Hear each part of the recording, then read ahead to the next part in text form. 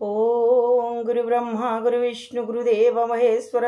गुरुरेव परम ब्रह्मं तस्मै श्री गुरुवे नमः। अखंडमंडलाकारं व्याप्तयेनं चराचरं तत्पदं दर्शितं जैनं तस्मै श्री गुरुवे नमः। तस्मै श्री गुरुवे नमः। तस्मै श्री गुरुवे नमः। ओम नमो भगवते वासुदेवाय नमः। ओम श्री गणेशाय नमः। ओम श्रीमद्भागवत महापुराण पंचम स्कंद प्रथम अध्याय। गोविंद गोविंद गोविंद पदुगलुछि मकरंद से मकरंद पान करी हेले तोरिले ब्रजनारी से ब्रजनारी कपयरे मन मथाओ निरंतरे मो मन निरंतरे थाओ हा कृष्ण बोली जीव जाओ हा कृष्ण बोली जाओ जीव मते उद्धार राधाधव। पंचम स्कंदे प्रिय व्रत राजार वंशानुचरित प्रसंगे दीप वर्ष कथा आकाश पाताल व्यवस्था। प्रथम अध्याय चरित जेमंते राजा प्रिय व्रत जेमंते राजा प्रिय व्रत राज्य भोगिला अंते पुण उदय हेला तार ज्ञान उदय हेला तार ज्ञान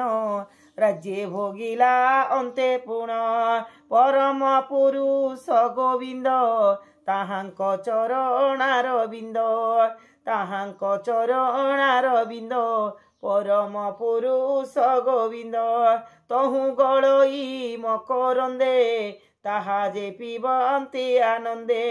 ताहांक चरणे बंदई। पंचम स्कंदे गीत गाये। राजा परीक्षित वाच भोमुनि राजा प्रिय व्रत से आत्मा राम भागवत गृहे रमिला तार मन प्रारब्ध कर्म रे बंधन प्रारब्ध कर्म रे बंधन निश्चय मुक्त संग जार एमंत प्राणी मानकर किंपाए गृहे मन रहे भोमुनि फेड़ीबा सन्देह निश्चय महत लोकंकर उत्तम श्लोक कथा सार उत्तम श्लोक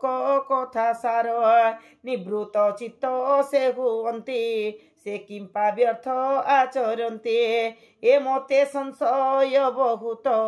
जे प्राणी ग्रहे मोह चित्त पुणी तामती कृष्ण ठारे होइला के मंत प्रकारे। श्री सुकवाच जहा तू करी लुटी प्रश्न धन्य राजन तो वचन धन्य राजन तो वचन उत्तम श्लोक जे गोविंद ताहांक चरणार बिंद उत्तम श्लोक जे गोविंद ताहांक चरण गो ताहांक चरणार बिंद तहु अमीय रस बहे से रस जेबा प्राणी पिए भकत साधु सेहु जन परमहंस दिव्य ज्ञान ताहार कृष्ण कथा बिने केबे हे मन नहे आने अन्य जे गुण कथा मान इच्छा न कर इजे जन तेणु जे नृप प्रिय व्रत गुण रे होइला पूजित मुनि परम भागवत नारद लोक रे विख्यात ताहांक चरण सेवारे सर्वकल्मष गला दूरे तक्षणे तत्पगुण होई ब्रह्म यज्ञ रे दीक्षा पाए पितार आज्ञा घेनी सिरे अवनी पालन विचारे तेणे न इच्छे नृपवर उत्तम सत्पगुण तार अखिल लोकंक जीवन अनादिनाथ निरंजन ताहांक चरणार बिंदे चित्ते विनेशी अप्रमादे प्रवृत संसार व्यवहार तहु मन को करी दूर निश्चय जानी पराभव इच्छई नाही राज्य लाभ एथु तारे भगवान देवंक जे आदि कारण राजार गुण मान घेनी जन कुशले आत्मजोनिये निगम निजे गण लई भुवनु ओइले गोसाई भुवनु ओइले गोसाई गगन मध्य चंद्र जेन्हे विराजी सोहे तारा गणे निर्मल पूजा उपहारे पूजिले तांकु वेद बरे पथरे जुथ जुथ होई सिद्ध गंधर्व गीत गाये चारण मुनिंक सहिते गायन कले जे झामते गंधमार्दन गिरी तले शोभा कराई विजे कले हंस जान रे आगमन हिरण्य गर्भ जार नाम सेठारे थिले जे नारद बंदिले पितांकर पाद मनु सहिते नृपवर आनंदे जोड़िबेनी कर पितामह को जे नमिला चरणे शिरे निवेशिला प्रिय व्रतर पूजा घेनी कोमल वाक्ये पद्मजोनिये सदये चाही वेदवर राजांकु बोलंती उत्तर ब्रह्मवाच हे प्रिय व्रत कहूँ तते क्रोध न कर तोर चित्ते आम्भे नारद आदि जेते जा आज्ञा बहु अनायते तपस्या विद्या जोग करी पंडित पण को आचर्ये अधर्मे बा अर्थे केहू एड़ी ईश्वर इच्छा को न पारे जन्म मरण कर्म पाई जीव शरीर को होए शोक मोह को नित्य पाई शोक मोह को नित्य पाए शिव शरीर को होए शोक मोह को नित्य पाई दुख सुख को से भुंजये दौड़ी ना सारंद्रे देई पशु को जे सने बुहाये ईश्वर वाक्य गुण बोले जीव भ्रमर ए सयले द्विपद चतुष्पद जेते सर्वे बंधन से ही मते सर्वे बंधन से ही मते द्विपद चतुष्पद जेते ईश्वर सृष्टि करता सकले ताहांकु सेवंता दुख सुख कर्म गुण रे एमान घेनी संगतरे सेही ईश्वर बसे देही अंधर प्राय भ्रमु थाए अंधर प्राय भ्रमु थाए सेही ईश्वर बसे देहे देखु देखु न भ्रमु थाई एक कथा मूढ़ न जाणये विमुक्त हेले हे पुरुष प्रारब्ध भुंज इ अवश्य निद्रा को पाई जेन्हे नरे स्वप्न देह रे भोग करे प्रमत्त प्राणी मानकर केबे हे भ्रम स्नोहे दूर लोभादि मानकरे युक्त जेणु से हंती अविरत जे बुध जिणे इंद्रिय मान ताहार गृह कर्म मान बंधन न करे ताहारे निर्भय भ्रमे से गृह रे दुर्ग मध्य रे थाई जेने जिणी प्रबल शत्रुगणे गृह मध्य रे देई मन लोभादि नाशिबते सन इंद्रिय जीर्णन्ते से नर आनंदे भ्रमिव संसार तु पद्मनाभ पदाश्रित सर्वसंगरु होई मुक्त करी संसार सुख लाभ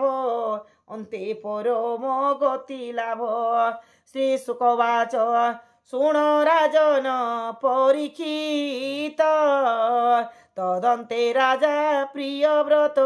ব্রহ্মাঙ্ক জ্ঞান বাক্য শুনিয়ে আপনে অকিঞ্চন মানিয়ে মনরে ভালন্তি রাজন পাଳିবি ব্রহ্মাঙ্ক বচন এমন্তে ত্রিভুবন পুরী ভগবানଙ୍କ আজ্ঞাকারে বিনয়ে ব্রহ্মা উপদেশে স্বীকার কলা সে বিশ্বাসে স্বীকার কলা সে বিশ্বাসে বিনয়ে ব্রহ্মা উপদেশে নারদ রাজা প্রিয়ব্রতে পূজিত হই যথোচিতে নিশ্চল আত্মা নিজ স্থানে গমিলে চতুর আননে নারদ বাক্যে মন দেই মনু আত্মজে মহি দেই বিষম বিষায় কুতেজি রহিলে সৎপ গুণ ভজি এথু অন্তরে পৃথিবীরে নিযুক্ত হইলা কুমরে অখিল জগত বন্দন নিবেশিক ভগবানে মন আদি পুরুষ পাদ দুই মন নিবেশি নিত্যে তহে পৃথিবী প্রতিপালনরে চিত্তে যে দেলা নিরন্তরে সে বিশ্বকর্মা প্রজাপতি তার দুহিতা বহিষ্মতে সে কন্যা বরী নরনাথ বিবাহ হইলা যথোচিত দশ আত্মজ তার তহি জন্মিলে গুণ তেজ বহি এক দুহিতা রূপবতী নাম যাহার উচ্চস্বতে অগ্নাধ ইন্দ্র দ্বিজ দুই তৃতীয় যজ্ঞ বাহু হয়ে সবন ঘৃত পৃষ্ঠ আর হিরণ্য রেতা মহাবীর ব্যাব্যাতি হোত্র যে মেধাতিথি কবি এ দশ নাম খ্যাতে এ দশ নাম পুত্রঙ্কর এ দশ মধ্যে তিনি সার মহাবীর কবি শবন ঊর্ধ্বরেতা এ তিনি জনা পরমহংস দীক্ষা ধরি সকল চেষ্টা পরিহরিয়ে সর্বজীবরে কৃপাময় শ্রী বাসুদেবে করিলয় সর্বজীবরে কৃপাময় শ্রী বাসুদেবে করিলয় ভয়ে আরত প্রাণীঙ্কর শরণ রক্ষণ শ্রীধর